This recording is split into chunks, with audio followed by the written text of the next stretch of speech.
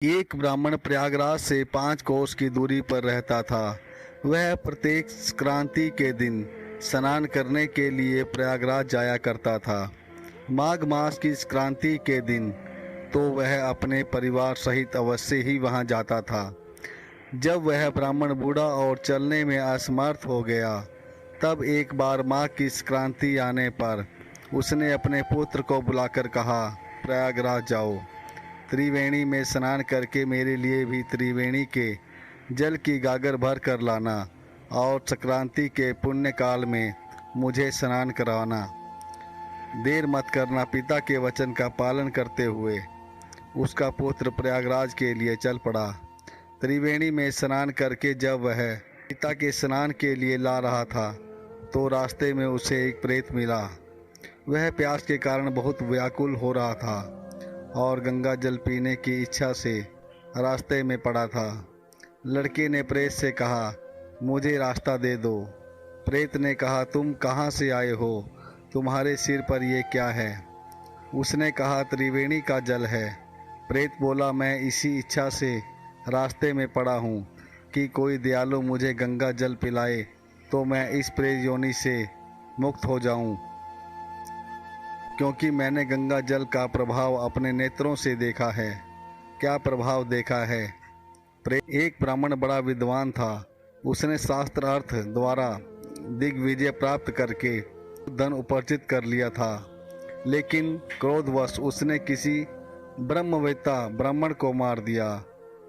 उस पाप के कारण मरने पर वह ब्रह्म राक्षस हुआ और हमारे साथ 8 वर्षों तक रहा। 8 वर्षों के बाद उसके पुत्र ने उसकी हड्डियां लाकर श्री गंगा जी के निर्मल तीर्थ कनखल में डालकर गंगा जी से प्रार्थना की, हे पापनाशिनी गंगा माते, मेरे पिता को सद्गति प्रदान कीजिए। तब तत्काल ही वह ब्राह्मण ब्रह्म राक्षस भाव से मुक्त हो गया। उसी ने मरते समय मुझे गंगा जल का महत्व बताया था। मैं उसको मुक्त हुआ देखकर गंगा जल पान की इच्छा से यहाँ पड़ा हूँ। अतः मुझको गंगा जल पिलाकर मुक्त कर दो। तुझे महान पुण्य होगा। मैं लाचार हूँ, क्योंकि मेरे पिता बीमार हैं और उनका संक्रांति के स्नान का नियम है। यदि मैंने गंगा जल तुझे पिला दिया तो स्नान के पुण्य काल तक ना पहुँचने के कारण मेरे पिताजी का नियम भंग हो जाएगा। तुम्हारे पिताजी का नियम भंग ना हो और मेरी सद्गति हो जाए, ऐसा उपाय करो। पहले मुझे जल पिला दो, फिर नेत्र बंद करने पर मैं तुम्हें तत्काल श्री गंगा जी के तट पर पहुंचाकर तुम्हारे पिता के पास पहुंचा दूंगा। ऐसा उस प्रेत ने कहा। ब्राह्मण पुत्र ने प्रेत की दुर्दशा पर दया करके उसे जल पिला दिया। तब प्रेत ने कहा, अब नेत्र बंद करो और त्रिवेणी का जल लिए हुए स्वयं को अपने पिता के पास पहुंचा पाओगे। ब्राह्मण पुत्र ने नेत्र बंद किए, फिर देखा कि वह त्रिवेणी के जल से गागर भर कर पिताजी के पास पहुंच गया है।